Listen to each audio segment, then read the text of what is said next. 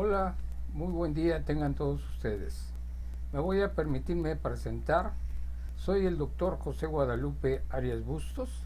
Voy a ser su docente en esta materia que se llama Estructura, Instituciones y Sujetos en el Sistema Penal Acusatorio. El tema es la importancia de la implementación del sistema penal acusatorio en México, análisis legislativo y de propuestas. Además les voy a dar brevemente mi currículum. Soy doctor en Derecho, doctor en Educación, tengo la maestría en el área de Ciencias Penales y mi carrera de origen es licenciatura en Derecho. Tengo más de 35 años en la docencia. Vamos a estar trabajando con ustedes durante 4 semanas. La forma de poderlos evaluar va a ser la siguiente. Van a llevar a cabo actividades y un foro por semana. En la última semana, que es la cuarta, van a tener actividad y un examen. La calificación de su foro tendrá un valor de 10, más su actividad 15. Ese es por semana, lo cual serían 25, 25, 25. Y en su última semana tendrán 10 en el examen y 15 en su actividad para alcanzar el último 25 y puedan ustedes obtener exitosamente al final un 10. Todo va a depender de el entusiasmo y la participación activa que ustedes tengan. Quiero mencionarles que el objetivo de trabajar con ustedes y esta materia es que ustedes como alumnos conozcan la relevancia que nuestra Constitución Política de los Estados Unidos Mexicanos, ¿sí?, tuvo a través de diversas propuestas legislativas que se vinieron dando para poder llevar a cabo una reforma en la implementación del sistema penal acusatorio en nuestro país. Quiero comentarles, estas reformas, sobre todo haciendo énfasis a nuestra Constitución Política de los Estados Unidos Mexicanos, se basó en dos aspectos muy importantes. Primeramente, modificar dentro de nuestro sistema la materia de seguridad y la de justicia, que es el tema que vamos a tratar. El Estado mexicano fue impulsado para llevar a cabo esta reforma completa y profunda hacia un nuevo sistema de seguridad y justicia. La reforma conllevó a debatir por estudiosos y profesionales tanto del área de seguridad como de justicia en diversos foros y como un tema relevante participaron también y se hizo promoción a través de los medios de comunicación.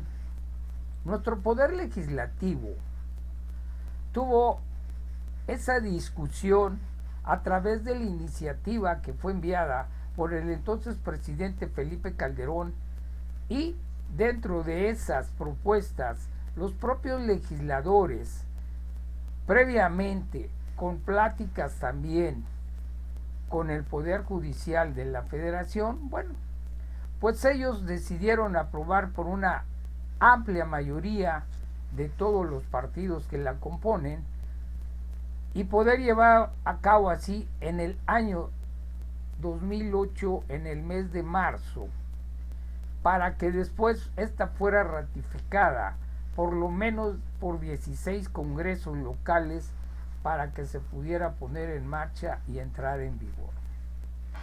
Este cambio, mis estimados jóvenes y alumnos, obedece al gran atraso en eficacia que nuestro sistema en esos momentos tenía, sobre todo ante la acción de las famosas garantías individuales y los derechos humanos que están consagradas en nuestra Constitución Política de los Estados Unidos Mexicanos. Además de brindar una seguridad más apropiada a las personas y sus propiedades. Los objetivos eran exactamente ajustar a un sistema principios dentro del Estado democrático de derecho, la defensa de las garantías de las víctimas, acusados, y crear una imparcialidad para ambos durante el juicio. Es así como conllevan a llevar una serie de implementaciones prácticas más eficaces también para modificaciones en el combate y el tratamiento hacia la delincuencia organizada. Y como otro resultado prioritario era mejorar el funcionamiento de nuestro sistema penitenciario, es decir, de las cárceles en México.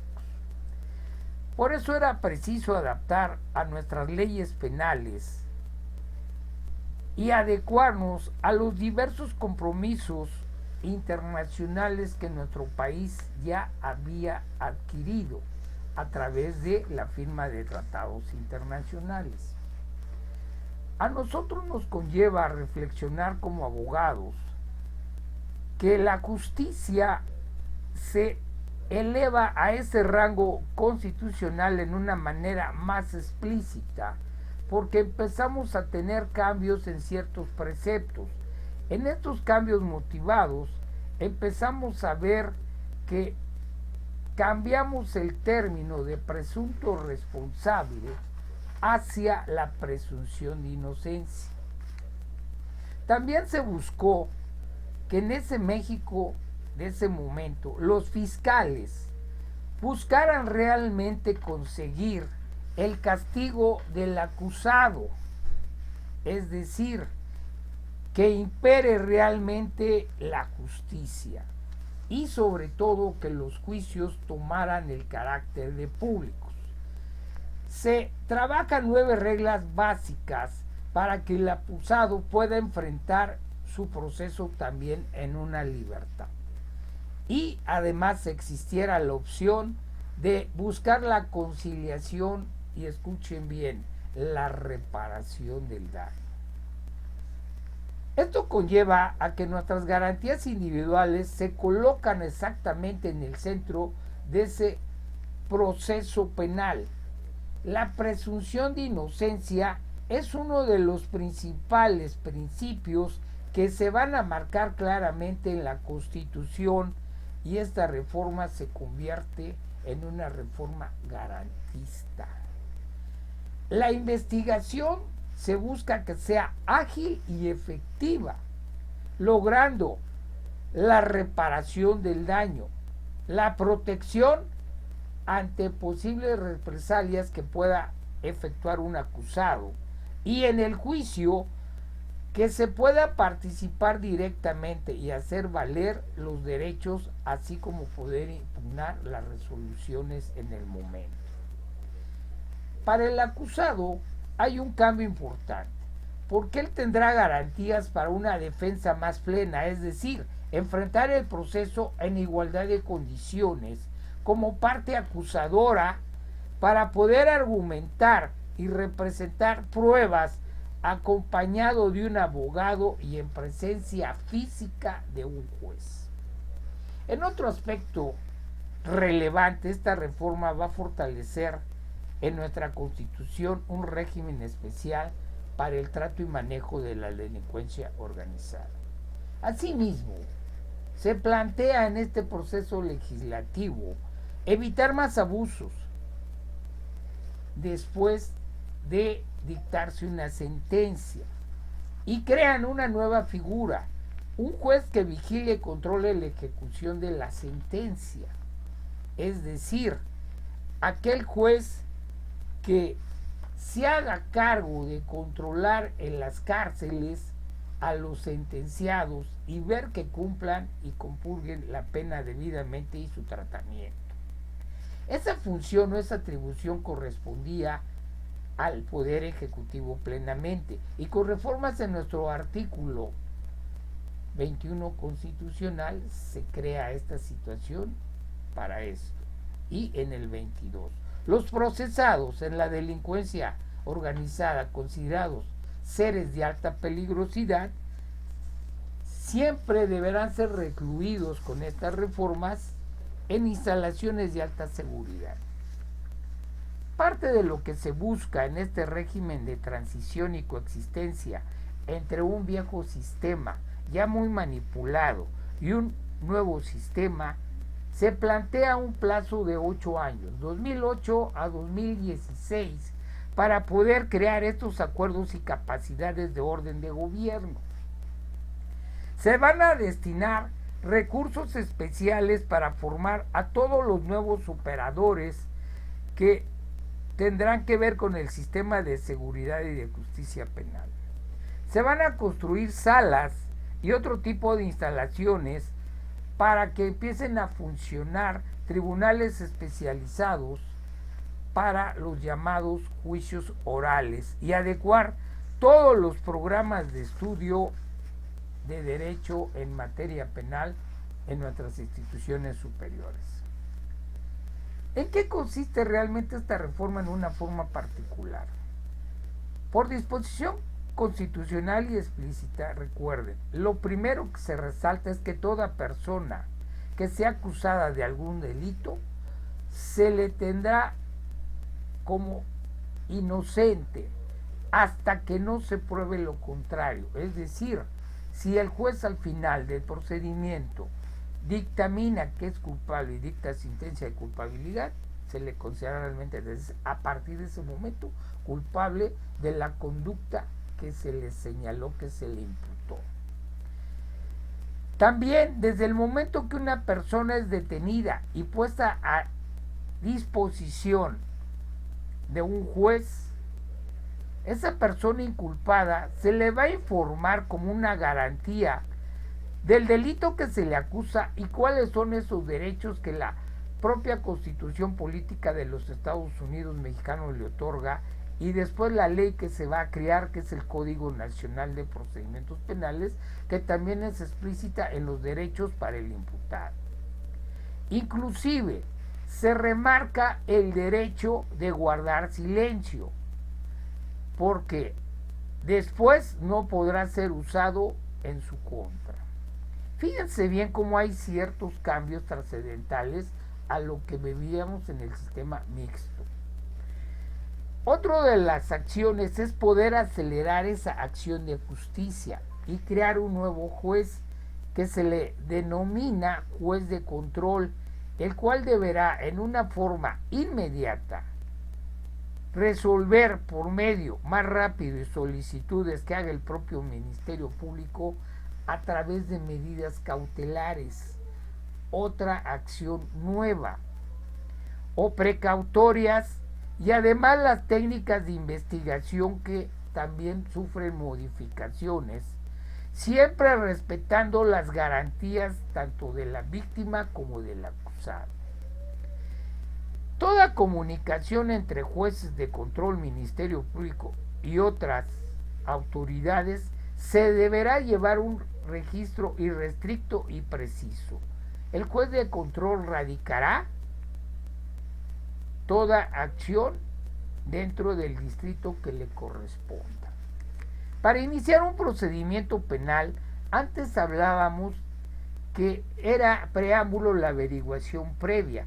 Ahora se llevará a cabo una investigación criminal. Le hemos llamado el inicio de la carpeta de investigación criminal, donde se va a establecer realmente el delito, cómo ocurrió verdaderamente, y buscar acreditar el cuerpo del delito para poder culpar al acusado. Se demostrará su posible participación. Vean cómo se van modificando algunas acciones. Para poder comenzar este proceso ya ante la figura del juez de control, en sustitución del antiguo auto de formal prisión, se va a librar un auto de vinculación a proceso. Esto significa que en casos menores o de poca peligrosidad, el juez también podrá considerar que el acusado, ¿sí?, si no causa un daño, no se escapa o no causa un riesgo dentro de la investigación o el inicio del procedimiento, o pone en riesgo la vida o integridad de otras personas, este podrá enfrentar, fíjense bien, el proceso en libertad y quedará A decisión legal, la aplicación de las medidas de aseguramiento y comparecencia del acusado a las audiencias durante el proceso penal. Esto contribuye en muchas acciones a reducir gastos y tiempos, porque además vamos también a reducir la población, es decir, bajar esa sobrepoblación que en esos momentos existía en los diversos centros penitenciarios de México. En caso necesario, el juez también podría resolver la prisión preventiva por un tiempo determinado. Esta prisión preventiva se va a limitar para los casos en los cuales una medida cautelar o de prevención no sean suficientes para garantizar que el acusado se presente a la audiencia o se pueda proteger a la víctima o testigos o a la propia comunidad. Cuando se trate de un delincuente que se encuentre en proceso o haya sido sentenciado antes por haber cometido un delito doloso, o cuando se trate del delito de violación, secuestro o delitos violentos cometidos con arma, bueno, se delimitará y se llevará a cabo una prisión preventiva. Otra de las cuestiones importantes es que hoy la carga de la prueba le corresponde totalmente al agente investigador, es decir, al Ministerio Público. Él tiene la obligación de demostrar la culpabilidad de la persona. Ya no será como antes, en que el acusado se encontraba en la necesidad de demostrar su inocencia. El Ministerio Público debe de buscar hoy responsabilidad para poder acreditar esa conducta y el juez determina una determinación de culpabilidad. También hay modificaciones por parte en materia de seguridad, porque en la investigación participa la policía, la cual estará bajo el mando y coordinación directa del Ministerio Público. Esto va a permitir también que desde un principio la policía se vea obligada a preservar la escena del crimen y las primeras evidencias del mismo, así como para proceder a la investigación adecuada de acuerdo a la función, ya sea de la policía preventiva o la policía investigadora. Cualquier prueba que se obtenga por violación a los derechos fundamentales se anulará, y lo mismo sucederá con cualquier confesión obtenida sin presencia del abogado defensor. Todo inculpado de una conducta delictiva tiene derecho a que se le defienda por un abogado titulado, el cual podrá elegir libremente, incluso desde el momento de su detención. Se termina con la posibilidad de que el defensor sea persona de confianza. Eso queda totalmente fuera y actualmente se debe de recurrir a una persona calificada técnica jurídicamente, es decir, que sea licenciado en Derecho con título profesional y cédula correspondiente. En cuanto el acusado no quiera o no pueda designar un abogado, bueno, pues como una garantía constitucional que tiene, se le nombrará su defensor de oficio. Como pueden ver ustedes, hay cambios importantes. Esta reforma, ya en materia precisa dentro de nuestra Constitución, escúchenme bien, se conlleva a cabo reforma a 10 artículos de la Constitución Política de los Estados Unidos Mexicanos. 7 de ellos son en materia exclusivamente penal. Es del artículo 16 al 22. Otro es sobre las facultades que tiene nuestro Congreso, es decir, artículo 73. Otro sobre el desarrollo municipal en nuestro artículo 115 y por último uno en materia laboral en nuestro artículo 123. Ustedes se podrán dar cuenta a través de estos comentarios que estamos haciendo que las personas anteriormente que eran acusadas, muchas de ellas pues se quedaban en una prisión porque no podían pagar una fianza o caución que les fijaba un juzgador. Hoy en día hay una reclasificación también en los delitos, como les comentaba yo, para poder tener una libertad provisional y llevar el proceso con esa característica. Nuestro Congreso de la Unión hizo un análisis y debate, como les decía yo de inicio, a esa iniciativa presidencial y con una representación de los partidos políticos, estos debatieron entre diputados y senadores. Fíjense qué relevante. Además, diversos estudiosos y profesionales de la seguridad y de la justicia participaron, así como integrantes propios del Poder Judicial, que aportaron opiniones y experiencias en relación a las reformas. La reforma se aprueba por una amplia mayoría dentro de la Cámara de Diputados y Senadores de todos los partidos. Esta entra en vigor después de que se aprueba, además por los 16 congresos locales. ¿Qué es lo que sucede aparte de esto? Se va haciendo una transformación, escuchen bien, de los sistemas y se tiene una vigencia en ese periodo de 8 años para poder hacer las reformas paulatinamente. Primeramente se aprueba la reforma para que los 6 meses posteriores se cree una ley del Sistema Nacional de Seguridad Pública.